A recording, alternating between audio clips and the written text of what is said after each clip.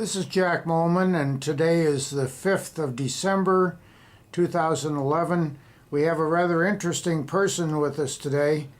I guess you'd know it was Jack Moelmann because he happens to be wearing a t-shirt that we had from a concert we did. Father Gus Franklin is here, who lives in Springfield, Illinois. He's an Episcopal priest, as well as a past president of ATOS, an organist in his own right, and we're pleased to have you, Father Gus. Thank you, Jack. Let's see if we can dissect your early years. Obviously, you started out in music before you chose the priesthood. Actually, I started out in mathematics. Okay.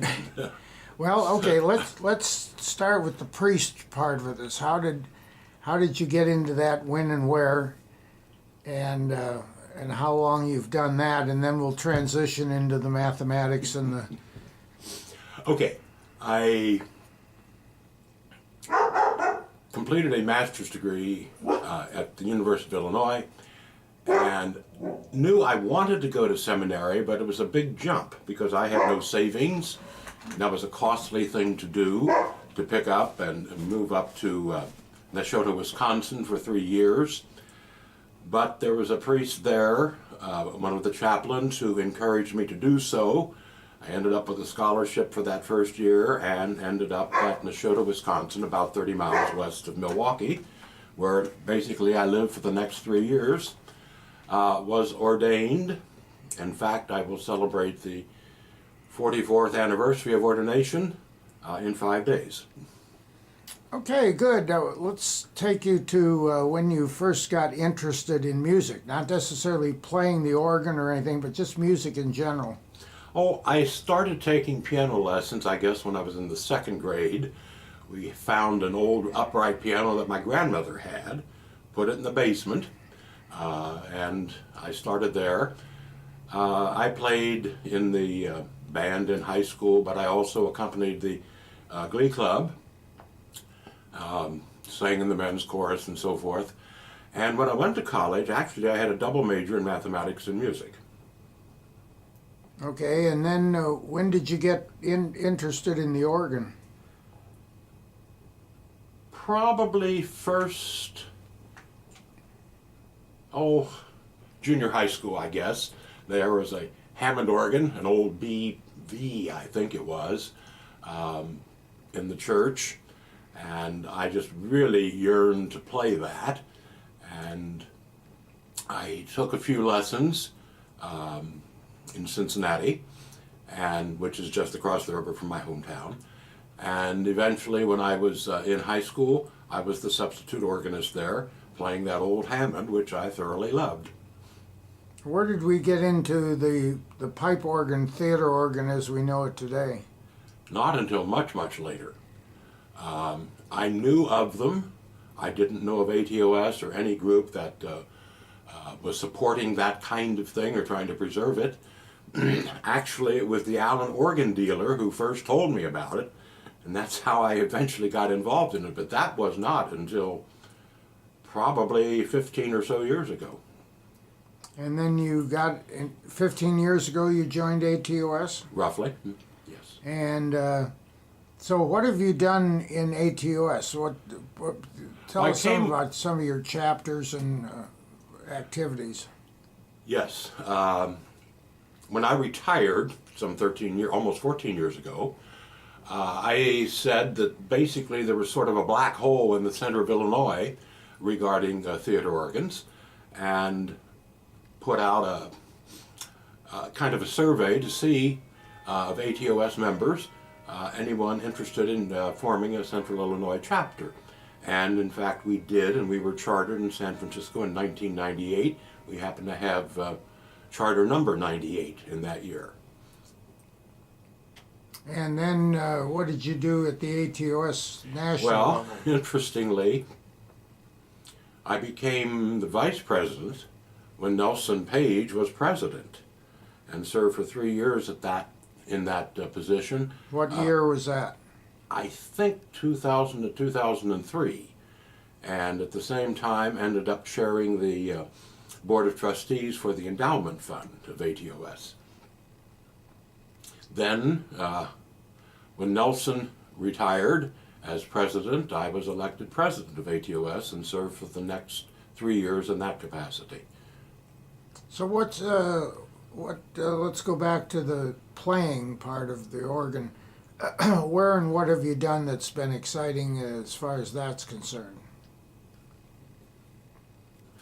Well, I had done a good deal of church organ playing roughly all of my life.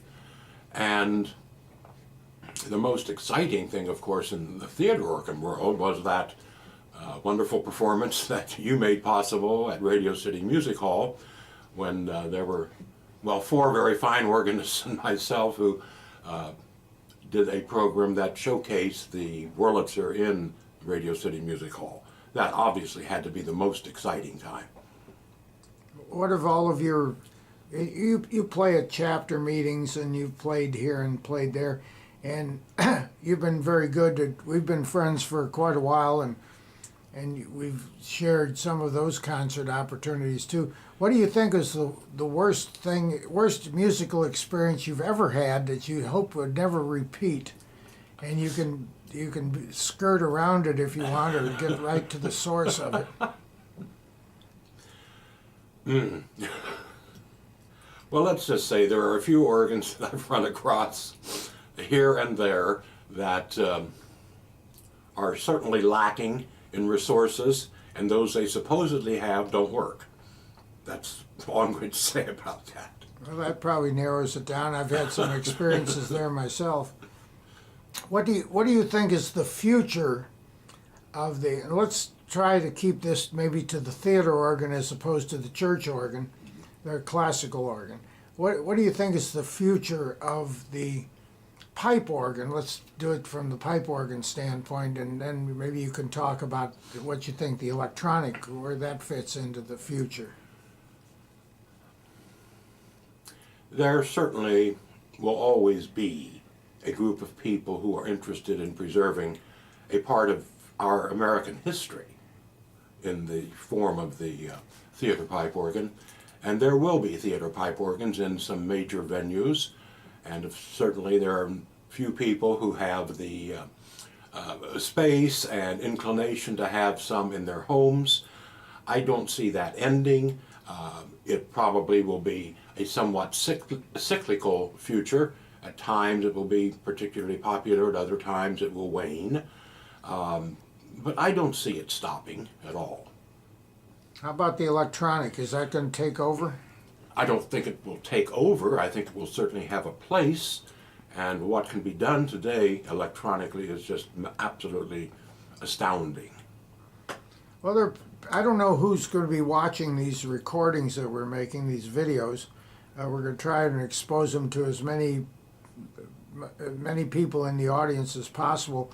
What would be your advice to somebody that just sort of happens on this by accident, sort of like calling a wrong number on the telephone, and they might have some inclination to get into the music field, not necessarily the organ, but maybe even the organ, either from a performance standpoint or a technical standpoint of fixing them, or even going to listen to them? What would be your advice to any of that? Well, first of all, if you're going to get into it and you want to play, whether just for your own amusement or amazement, by all means, get a decent piano background or keyboard background.